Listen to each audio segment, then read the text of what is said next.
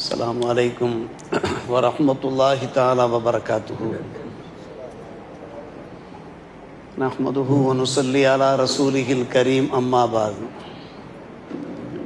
فقد قال الله تعالى في كلامه القديم والفرقان المجيد أعوذ بالله من الشيطان الرجيم بسم الله الرحمن الرحيم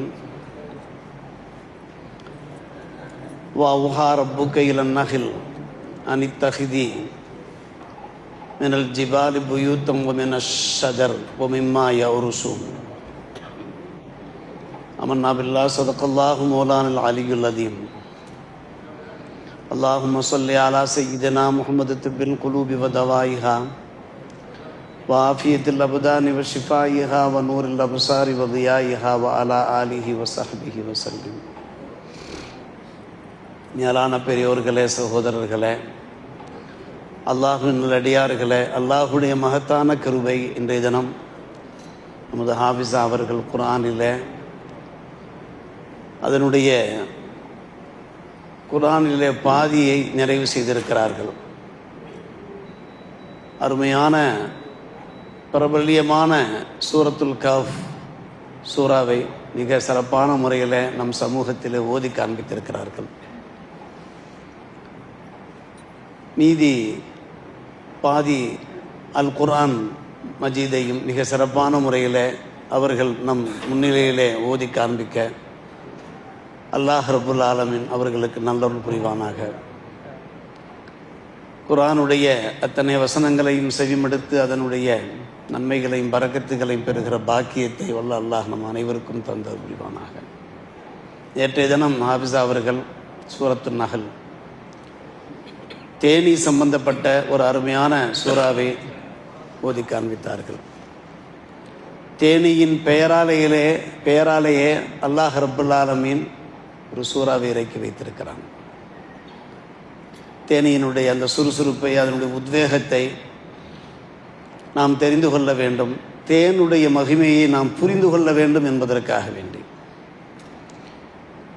குர்ஆனிலே அல்லாஹ் ரப்புல் ஆலமீன் 16வது அந்த அத்தியாயத்தில் தேனி சம்பந்தமாக சொல்லும்போது, உம்முடைய ரப்பு தேனிக்கு வஹி அறிவித்தான், உள்ளுணர்வை தந்தான். நீர் மலைகளிலேயும் மரங்களிலேயும் மக்கள் கட்டி வாழுகின்ற கட்டிடங்களிலேயும் கூடுகளை ஏற்படுத்திக்கொள், புயூத்தா வீடுகளை நீ ஏற்படுத்திக்கொள் என்று உம்முடைய ரப்பு நஹல் தேனிக்கு அல்லாஹ் வஹி அறிவித்தான், ஒரு உள்ளுணர்வை உண்டாக்கினான் என்று அல்லாஹ் ரப்புல் ஆலமீன் கூறுகிறான்.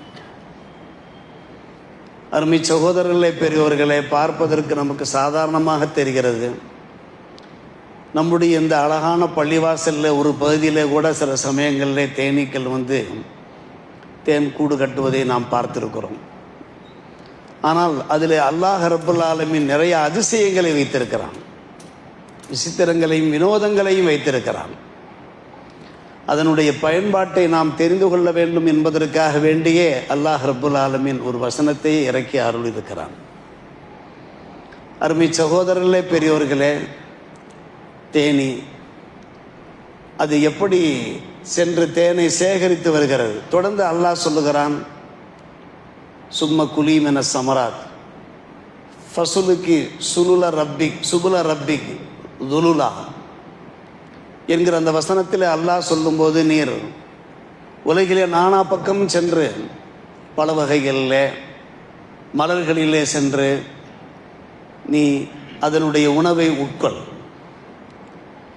உன்னுடைய ரப்பு காண்பித்த எல்லா வழிகளிலேயும் எளிதான முறையில் துலுலா எளிதான முறையில் நீ செல்லு என்று சொல்லுகிற அல்லாஹ் தொடர்ந்து அல்லாஹ் சொல்லுகிறான், அதனுடைய வயிற்றிலிருந்து யஹ்ருஜு மின் புத்தூனிஹி ஷராபுன் முக்தலிஃபுன் அல்வானுஹு, பானம் வெளியே வருகிறது. அதனுடைய கலர் பல்வேறு கலர் உடையதாக இருக்கிறது. ஃபீ ஷிஃபாஉன் லின்னாஸ், மக்களுக்கு அதிலே சிறந்த நிவாரணம் இருக்கிறது. இன்ன ஃபீ தாலிகல் ஆயத்தன் லிகௌமி யதஃபக்கருன், சிந்திக்கின்ற மக்களுக்கு இதிலே நிறைய அத்தாட்சிகள் இருக்கின்றன என்று அல்லாஹ் சொல்லுகிறான். தேனீக்கள் சென்று தேனை சேகரித்து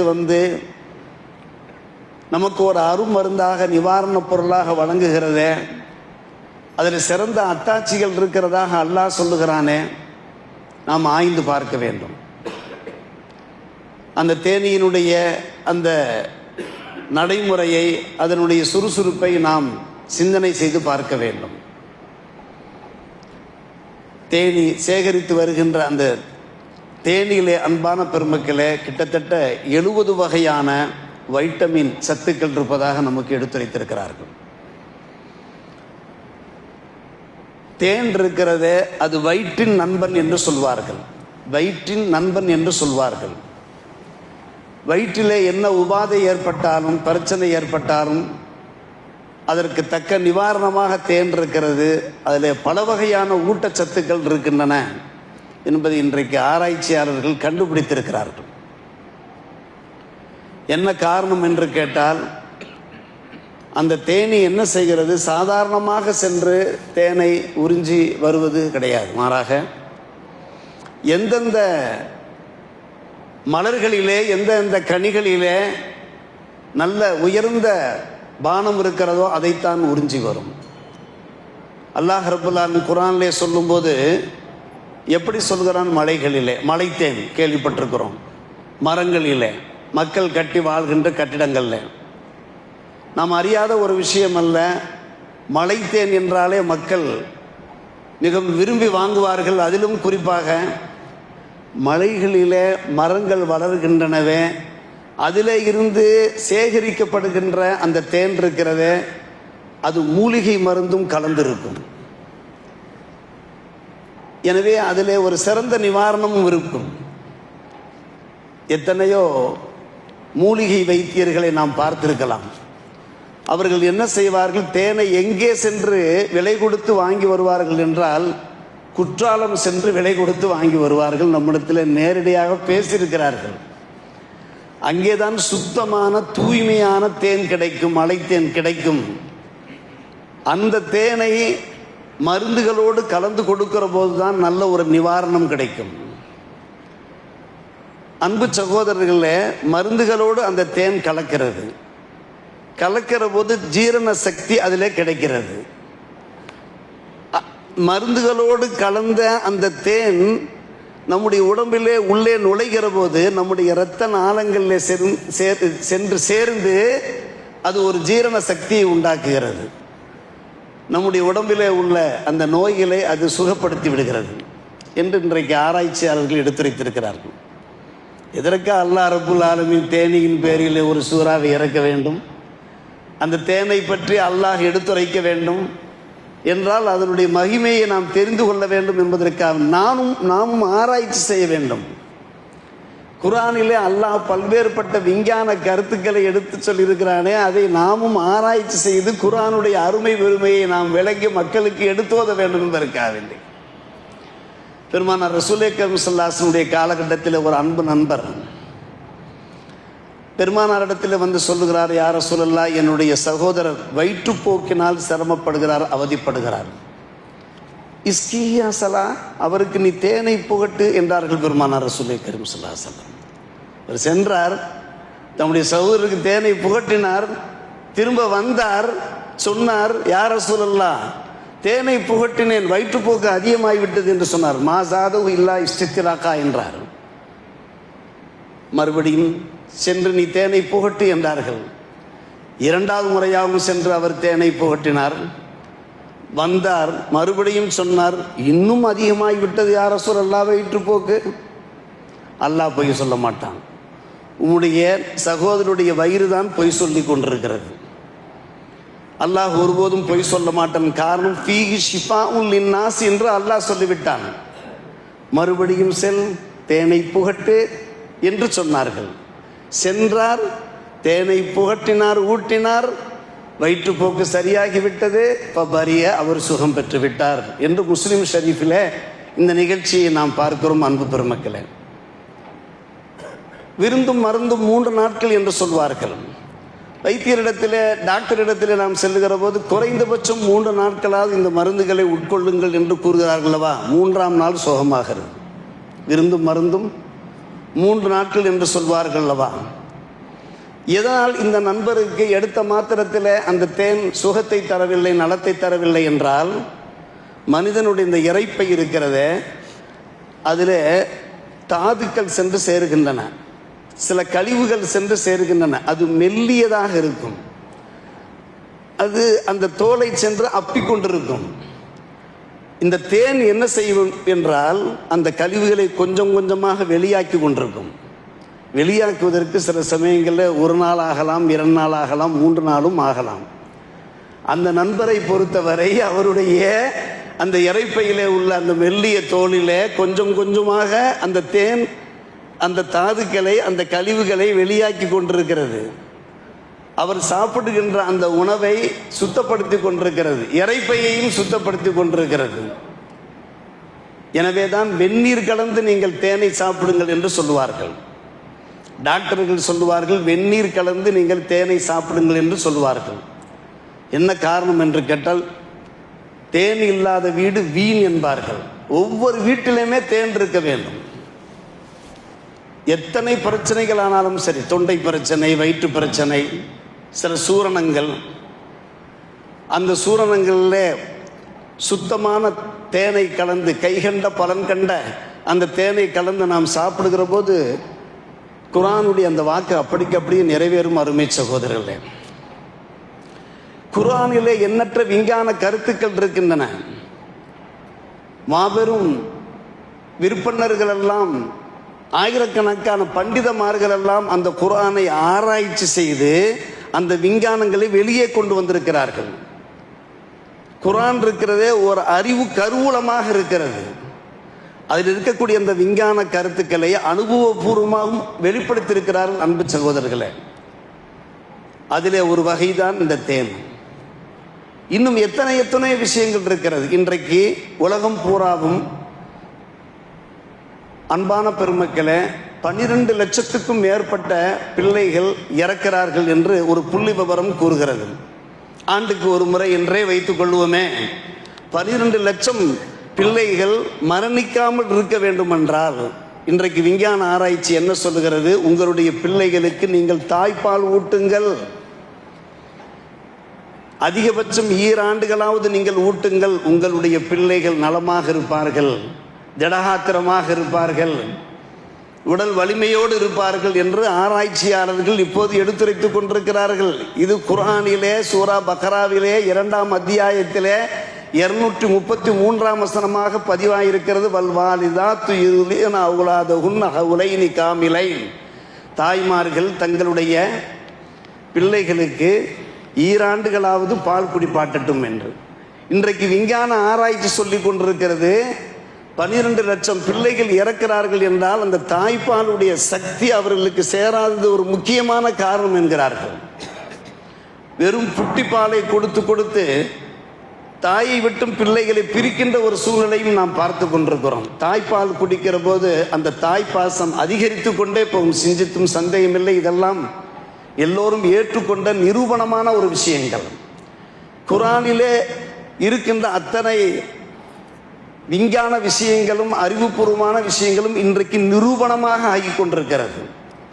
தேன் அதற்கு ஒரு சாட்சி என்றால், தாய்ப்பால் ஒரு சாட்சி என்றால், அமெரிக்க பல்கலைக்கழகத்தில் இஸ்லாத்திற்கு எதிரான மனநிலை கொண்ட ஒரு பேராசிரியர் வகுப்பறையிலே பேசுகிறார். குர்ஆனில் உள்ள எல்லா விஷயங்களுமே துல்லியமாக கிடையாது, துல்லியமான ஒரு நூல் கிடையாது, சில விஷயங்கள் அதிலே கிடையாது என்று பேசினார். அதற்கு ஒரு வசனத்தை உதாரணம் காண்பித்தார்.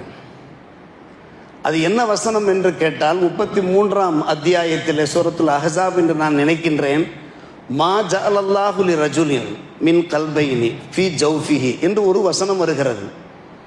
ஒரு ஆணுக்கு அல்லாஹ் 2 இதயங்களை ஏற்படுத்தவில்லை.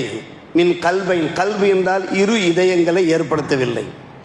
என்ன குர்ஆன் ஆணை மட்டும் கூறுகிறது, பெண்ணுக்கு மட்டும் 2 இருதயங்கள் இருக்கிறதா? அப்படியானால் குர்ஆன் துல்லியமாக இல்லை என்று அவர் பேசினார். அன்பான பெருமக்களே, இதெல்லாம் பத்திரிகையில் வந்த ஒரு செய்தி தான். அதைத்தான் நமக்கு தொகுத்து வழங்கி கொண்டிருக்கிறார்கள் பேரறிஞர்கள். ஒரு முஸ்லிம் இளைஞர் விருட்டென்று எழுந்தார். குர்ஆன் இருக்கிறதே முழுக்க முழுக்க துல்லியமான ஒரு நூல் தான், அதில் கொஞ்சமும் சந்தேகம் கிடையாது. காரணம், ஒரு பெண்ணிடத்தில் இரு இதயங்கள் இருக்க வாய்ப்பு இருக்கிறது, அந்த பெண் கர்ப்பிணியாக இருந்தால் என்று சொன்னார். யோசித்து பார்க்க வேண்டும். அதன் காரணமாக தான் ரஜுலி என்ற வார்த்தையை அல்லாஹ் ரப்புல் ஆலமீன் அங்கே பயன்படுத்தினான். ரஜுலி என்றால் ஆண். பெண்ணுக்கு என்ன சொல்வார்கள்? இம்ராத்தி என்று சொல்வார்கள். ஆணுக்கும் பெண்ணுக்கும் சேர்த்து இன்சான் என்பார்கள். அல்லாஹ் ரப்புல் ஆலமீன் மா ஜஅலல்லாஹு லி இன்சானின் என்ற ஆணையும் பெண்ணையும் சேர்த்து சொல்லாமல் ரஜுலின் ஆண் என்று மட்டும் சொன்னதற்கு என்ன காரணம்? பெண்ணுக்கு சில சமயம் 2 இதயங்கள் இருக்க வாய்ப்பு இருக்கிறது. அவள் கர்ப்பிணியா இருக்கிற போது அவளுடைய இதயமும் அவளுடைய குழந்தையின் இதயமும் இருக்க வாய்ப்பு இருக்கிறது. பேராசிரியர் வாயெடுத்து போனார் என்று நாம் பார்க்கிறோம். அன்பான பெருமக்களே, ஒவ்வொன்றாக நாம் யோசித்து பார்க்கிறோம். இப்படியே குர்ஆனிலே எத்தனையோ விஷயங்கள் ஆராய்ச்சியாளர்கள் ஆராய்ந்து கொண்டே இருக்கிறார்கள். அது ஒரு விஞ்ஞான கருவூலமாக, அறிவு கருவூலமாக இருக்கிறது. பல்வேறுபட்ட விஷயங்களை வெளிப்படுத்தி கொண்டே இருக்கிறது. தேனியினுடைய அதனுடைய அந்த திறமையை பார்த்தும் ஆற்றல் என்பார்கள். என்ன மனிதனுக்குத்தான் ஆற்றல் படைத்தவன் என்று சொல்வார்கள். தேனிக்கும் ஆற்றல் இருக்கிறது. அல்லாஹ் ரப்புல் ஆலமீன் அவன்தான் பாதையை அமைத்து கொடுத்திருக்கிறான். அவன் வகுத்த பாதையில் தான் அந்த தேனி செல்லும். ஃபசுலுக்கி சுபுல ரப்பிக்க துலுலா என்று அல்லாஹ் சொல்லுகிறான். உம்முடைய ரப்பு வகுத்து கொடுத்த பாதையில் நீ செல்லு, அந்த பாதை உமக்கு எளிதானதாக இருக்கும் என்று அல்லாஹ் சொல்லுகிறான். பல்லாயிரக்கணக்கான மைலுக்கு அப்பால் செல்லும் அந்த தேனி எத்தனையோ கனிகளையும் எத்தனையோ மலர்களையும் கடந்து செல்லும். எல்லாவற்றிலையும் சென்று அது உட்காராது. அதற்கு மோப்ப சக்தி அதிகம். அதற்கு மோப்ப சக்தி நமக்கு சில சமயம் மூக்க அடைத்து கொள்ளும் மோப்பம் இருக்காது, வாசனை தெரியாது. ஆனால் அதனுடைய மோப்ப சக்தி இருக்கிறதே, அதனுடைய பார்வையும் கூட, கண்கள் நிறைய இருக்கிறது. இருக்கு பார்வையும் கூட ஒரு விசாலமான கண், ஷார்ப்பான கண்கள். எந்த கனிகளிலே புரோட்டீன் இல்லையோ, எந்த கனிகளிலே குளுக்கோஸ் இல்லையோ அதிலே சென்று அது அமராது. அமராமல் எதிலே மக்களுக்கு பயன்பாடான அந்த பானம் இருக்கிறதோ, உணவு இருக்கிறதோ அதிலே சென்று தான் அது அமரும். அமர்ந்து அப்படியே சென்று அல்லாஹ் வகுத்து தந்த அந்த வழியிலே சென்று மலர்களையும் கனிகளையும் சென்று உறிஞ்சி கொண்டு வந்து தம்முடைய வயிற்றிலே அது பாதுகாக்கிறது. அல்லாஹ் ரப்புல் ஆலமீன் குர்ஆனிலே எப்படி பேசுகிறான்? வாயு வழியாக அந்த தேன் வெளியே வரவில்லை, வயிற்று வழியாக.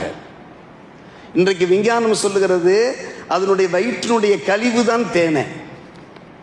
கஸ்தூரி இருக்கிறதே அது ஒரு கழிவு தானே. அதே போன்று அதனுடைய வயிற்றிலிருந்து வெளிவருகின்ற அந்த கழிவு இருக்குது அல்லவா, அதுதான் தேன். அல்லாஹ் அந்த தேனியை அப்படி அமைத்திருக்கிறான். அந்த தேனு தான் பரிசுத்தப்படுத்தப்பட்டு நம்முடைய வீட்டுக்கு வந்து சேருகிறது, நம்முடைய வாய்க்கு வந்து சேருகிறது. அலைச்சல் மிச்சமாகிறது. தேவையில்லாத இடத்துல அது செல்ல வேண்டிய அவசியமே இல்லை. தேவையான இடங்களில் மட்டும்தான் அது செல்லும். இப்படி அன்பான பெருமக்களை தேனியை பற்றி நாம் விவரித்து கொண்டே செல்லலாம்.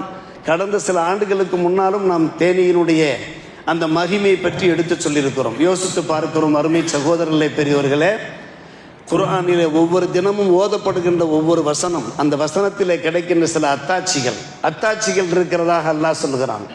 இதையெல்லாம் நாம் கேட்டு நம்முடைய ஈமானை பலப்படுத்திக் கொள்ள வேண்டியிருக்கிறது. அருள்மறை திருமறை இருக்கிறதே, அது உலக பொதுமறை. அதிலே காணப்படுகின்ற அத்தனை விஷயங்களும் உண்மையிலும் உண்மையான ஒரு விஷயங்கள் என்பதை நாம் விளங்கிக் கொள்கிற போது, பிறருக்கு நாம் அதை எடுத்து சொல்லுகிற போது தாவத்து பணிகளை ஈடுபட்ட அந்த பாக்கியம் கிடைக்கிறது. நாமும் நம்முடைய ஈமானை, நம்முடைய இறை அச்சத்தை அதிகப்படுத்திக் கொள்ள வாய்ப்பு இருக்கிறது. வல்ல அல்லாஹ் ரப்புல் ஆலமீன் இது போன்ற பல நல்ல விஷயங்களை தெரிந்து செயல்பட நம் எல்லோருக்கும் நல்லொரு புரிவானாக. வாஹிர் தாவானா அல்ஹம்துலில்லாஹி ரப்பில் ஆலமீன்.